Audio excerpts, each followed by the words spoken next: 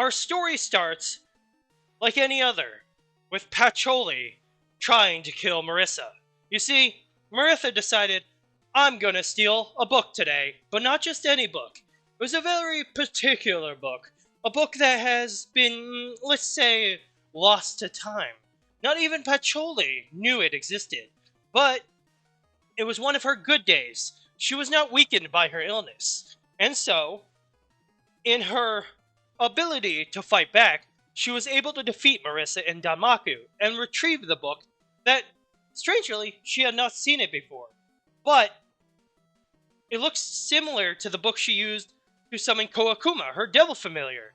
And she was like, you know, it does get tiring chasing that rat out of my library all the time. So perhaps a new familiar would be quite helpful indeed. So, what does she do? Well, she does the ritual, and if you're a Fate fan, you know the whole ritual. Fill, my great ancestor, as Zelrich would find that amusing, okay? So, she does the chant, there's a giant flash, and in true Amiya fashion, Archer crashes through the ceiling, because apparently no one can summon this man right. So, he's like, oh, what the fuck happened? And he looks around, he's like, alright. Definitely not Fuyuki. The ambient mana in the air is too powerful. I don't sense Alia or Gaia. Is this a world where the Age of Gods has not ended? And then Patchouli's like, are you my new familiar? And he's like, on a technical term, yes, but if you want to be real, it's servant. She's like a butler? And he's like, not exactly. And then he just, as in, I cook though. Because this archer is after Chaldia. He's a copy of the archer from Chaldia's St. Graph, so he isn't as big of a dick. So, you know, he acclimates a bit better. He explains to Patchouli what being a servant is like, and how she has 3 command seals, and you know, if she uses them all up, he goes poofles. But they are helpful, and they replenish once a day, especially because she has so much mana. Like, he has not even Rin or Ritsuga has had this much mana before, and Ritsuga was backed up by Chaldia's core. He's like, you are literally a battery, and she's like, I'm not sure if I should be offended by that or not. So now Patchouli, Archer, because he goes by Archer, because the dude is awkward like that. Even though he's progressed a lot as a person, he's like, nah, I'm Archer. Don't call me by my real name. And he's awkward like that. But yeah, they introduced to Kokuma, and then from there, Patchouli introduces him to her best friend, Remilia. Now, Archer doesn't mind Remilia because he hung out with Vlad and Chaldia, you know, actual Dracula. Though he finds it hilarious that she's like, yeah, I bragged about being his descendant, and she's like, oh, and he's like, oh man, Vlad would have a conniption if he heard that. Although he might approve of you, you're pretty charming. Little chuny though, and she's like, excuse me, did you just call me a chuny? And he's like, yes, I absolutely did call you a chuny.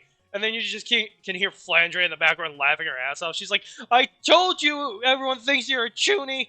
And then he meets Mei Ling, of course. But here's where it gets fun. He meets Sakuya, you know, the maid, the head maid, and the head chef.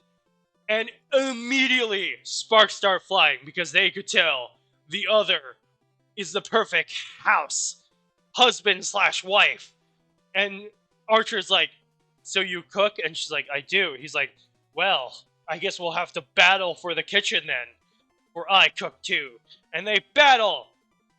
And Archer freaking cheats because while Sakuya can stop time, do you know what this cheeky bastard does? He just friggin' uses, like, Gale Blog in a Danmaku fight and just, like, teleports in front of her. He's like, yo, what's up? So, of course, because it's Danmaku, she doesn't die, but she's like, oh, that was kind of unfair. Of course, Remilia is fangirling over there, because if you didn't know, Gale Blog is the descendant of Gungnir, which is what her magical floaty spear is based off of. So she's like, oh my god, that's, like, the coolest spear ever. Can I have it?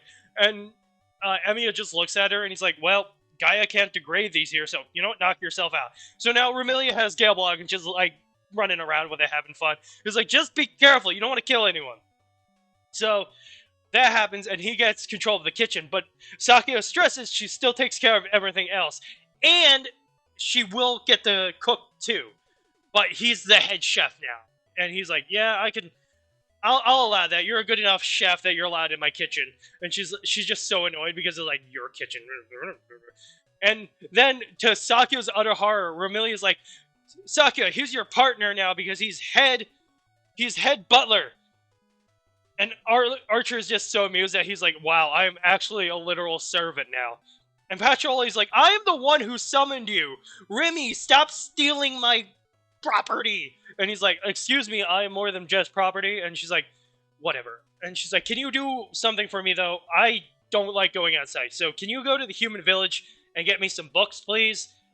I have plenty, but I heard there's a new shipment from the outside world, courtesy of Renosuke." And he's like, "Sure." So he leaves. He's in a swanky new butler outfit, even though he doesn't really like it. And he heads to the human village. He meets a few quirky characters there, like Mamizo, who's like, "Something's unique about you." And he's like, "You are a raccoon!" And she slaps him. No, I'm kidding. That didn't happen. But they get along pretty well. And from there, he meets Kogasa, who is a blacksmith, if you didn't know the lore, which is kind of cool. And when he just summons a sword to sell it, she's like, "Blasphemy! How dare you? You're just making weapons. You're not even forging them." And he's like, "Sorry, did I just hear Senji Muramasa? Who's there?" And there's Kogasa, and they talk. And she's like, he's like, "You would really like Muramasa." And she's like, "You know Muramasa-san?" Because of course Kogasa would know who the legendary Senji Muramasa is. And I actually headcanon that she is his former umbrella, what that was left behind after he died. So, like, she's really geeking out now, and he's like, "Oh, what have I got myself into?" So Kugasa's just trailing around behind Archer now, and he meets Seki Banki, he meets Kane, Kosuzu, and Akyu. He doesn't like Akyu for some reason. Reminds him of Gilgamesh for some reason. But, or maybe that's just my own bias. But, yeah, he gets along with Akyu and all of them. And, he gets the books he needs, and he goes back to the SDM. Now, here's the issue. Kogasa is still following him. And she's like, "Tell me more about Muramasa-san. What's he been up to?" And he's just like, I'm just a glorified babysitter now, it seems. Because technically, he's been around so long, like, Kogasa, as old as she is like a child to him. So, yay for servant physics. So, what happens then is that she moves into the SDM. And normally Kogasa doesn't get any respect. But because Archer vouches for her, Remilia's like, "Fine, as long as you play with Flandre." And by play with Flandre, I mean play some Monopoly, because I'm tired of losing to her. And Flandre is just sitting there staring menacingly with a fucking Monopoly board. And Kogasa's like, "I'd rather fight her." And Flandre's like, "No takesy backsies. You get your butt over here. We're gonna play some goddamn Monopoly." So they're playing Monopoly, and Archer is cooking dinner, and all is going well. And he's just acclimating to this weird world. He's like, "I thought Shaldia was weird. This is so crazy." And, of course, given his E-rank luck, nothing can ever go according to plan. And it's also Gensokyo, where nothing ever goes according to plan. So, just as they're settling in for a night, Reimu barges into the friggin' mansion. And she's like, "You!" And she points at Archer, and he's like, "Me, what's up?" And she's like, "Your appearance has caused an incident." And he's like, "What the fuck is an incident?" So it's explained, and he's like, "Okay, so what happened?" He's like, "You weakened the barrier by being summoned." He's like, "I don't think that's how that works." And he's like, "Well, then explain how this friggin' outsider got into this world." And he's like, "What outsider are you talking about?" She's like, don't mess with me." And he's like, "Okay, what are you talking about?" She's like, "Sumi Reko or whatever. She's causing trouble." And he's like, "Huh?" And if you didn't know, these are the events of Hopeless Masquerade, which I will vaguely cover because I never played it. But, and yeah, I know technically Seki Banki and stuff, and those, they came out after that or during it, But the thing is, it's not like these characters were new. They've always been in Gensokyo. And I have a feeling Mamizo traveled back and forth as many times as she wanted. So, Emiya / Archer, he does meet Sumi Reko. And that's an interesting meeting. Because she's an ESP, which is, Esper is, more science-based, which actually makes her closer to a magus than a magician. So he's like, do you have magic circuits? And she's like, what are magic circuits? And he uses instructional analysis on her. And he's like, holy crap, you do have magical circuits. So that's very interesting. And it could imply that Renku Usami is also a magus. Interesting information for later, for sure. But, so that incident is resolved. Mostly because Archer, instead of Reimu, decided, I'm just going to talk things out instead of throwing hands, because he's like, I am not a literal toddler, and he's also not a counter guardian on a mission right now, so diplomacy is an option here. So he talked things out, it's handled, and now a time of peace happens, and things are going fine. He's settled in to Gensokyo nicely, and all is going well, until something happens. A certain dimensional traveling vampire appears in the SDM. That's right, it's Zelrich! And he's like, Archer, or should I call you? He's like, don't do it! He's like, fine.